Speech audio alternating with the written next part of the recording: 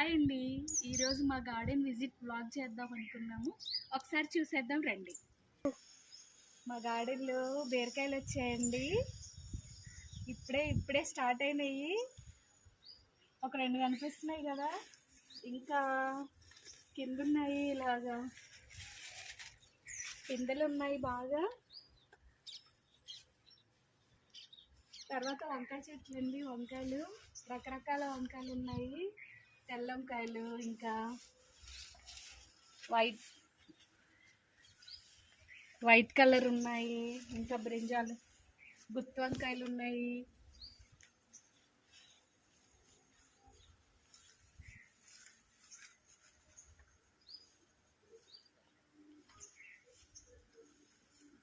ఈ చెట్టు గురించి